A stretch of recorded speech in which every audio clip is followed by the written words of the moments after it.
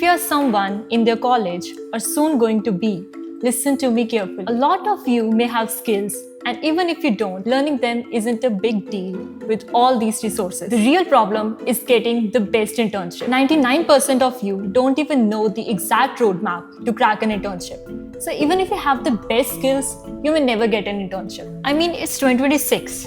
If you think you can just apply through some portal and get an internship, you must be living under a rock, because 43% of engineers are not even considered employable. And it's all because of these three words: proof of work. In the next 7 minutes, I'll tell you what the best proof of work is and the exact roadmap to crack an internship. So watch till the end and take notes. This is important. So before we get started, if you don't already have any skills, I've dropped a complete list of most in-demand CS fields, the languages you should learn, the best free resources in the description for you. So make sure to check it out. So this video has two segments. The second one is what makes you part of the 1% that gets the best internship. But for now, we'll start with the first one. Segment 1, the best proof of work. Wait a second. Why do you even need a proof of work when you have perfect grades and the best skills? Because a million other people have the same grades and skills as you. And having a proof of work has become the bare minimum. Number 1, strong resume and portfolio. This is not about how you should make a resume. It's about what you should do that makes your resume an excellent one. First, the projects. There are 4 projects every CS student should build.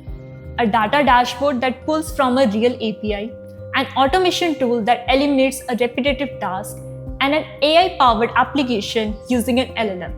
And the 4th project should be your own idea. Build the simplest version of a tool that solves a real-world problem. If you just spend 2 hours a day using these AI tools to work faster, you will be able to finish all these projects in just 4 months. Apart from the projects, 2 other things make your resume look great: hackathons and open source contributions. Here are some platforms to participate hackathons and open source contributions. Finally, make a portfolio website, compiling all your work. I've shared a list of amazing portfolio websites in the description.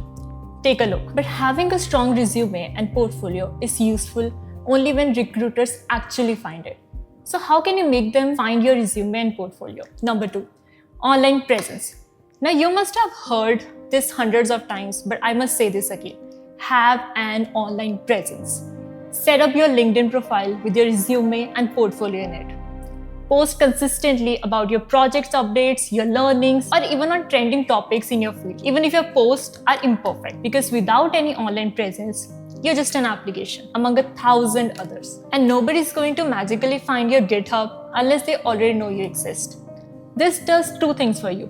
It makes you visible to recruiters who are actively searching on your field, and it builds credibility for everything else on your resume. And sometimes your post about a specific problem you solved might be exactly what a founder might be looking for, because you never know who's reading your post. But this is just the bare minimum you need to do. Normally, after this, a regular student would go to the application portal, apply, and wait. It is still good to apply this way, and you should do it too. In fact, here are the websites you can find for your internships. But this won't guarantee you an internship. There are exactly 2 things you can do that can almost guarantee you an internship. How to get people to hire you.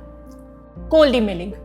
Now, some of you might immediately think a random email from a first-year student, that's ridiculous. Why would anyone reply to email, right? Here's why. Over 80% of internship roles are filled through referrals and direct outreach, and not job boards. Reid Hoffman, the founder of LinkedIn, said that the best opportunity in his career came from someone directly reaching out with something genuinely useful to say. So, a first-year student who emails a founder with a specific insight about their product is far more memorable than just a resume in a hiring portal. Now, many people might have told you to write cold emails, but nobody ever talks about how to write the best cold emails. So listen carefully. There are exactly 4 things you need to do to write the best cold email. Number 1, be specific. Don't just write generic emails to a company. Write to a person who makes important decisions and be very specific about why you're emailing them. Second, validation. Show off your value before asking for anything. All the projects you worked on will pay you off now. Link your GitHub and portfolio website and give them a gist about your best project. Third, do your research. Don't just write an email asking for something like they owe it to you. Research well about the company or the professor and their work. Write a line or two about what you like about their work. Something like, I notice your search feature doesn't do X, so I built something that solves exactly that. Fourth, make the ask small and easy. Tell them exactly how you can help them and what you are asking for. Make it easy for them to say yes. Instead of asking, I need an internship, ask, can I get a quick chat? Now, you can use Apollo.io or Hunter.io or Happenstance.ai to find who to email. And you can find these details of IIT professors on the website of that IIT. The only effort you need to put in is you need to write many emails to get responses. Most of the students never do this. But if you do, you don't even have to compete with the crowd anymore. Fourth, personal brand. Cold mailing gets you in front of specific people. Personal brand gets you in front of people you don't even know exist yet. So if you think this is just about creating an audience and making money as a side hustle, you're wrong. Because when someone who can hire you sees your content, they don't think interesting student. They think this person might be actually useful. That is a completely different conversation than just a strong resume and portfolio. So here's what you should do. Pick a format. Either it could be YouTube Reels, a blog, whatever you can stay consistent with, and start making content around your field. Every field has concepts that took you a while to understand. You can explain them. You can break down how a technology in your field actually works under the hood. You can analyze a real product. What decisions did the team make? What would you do differently?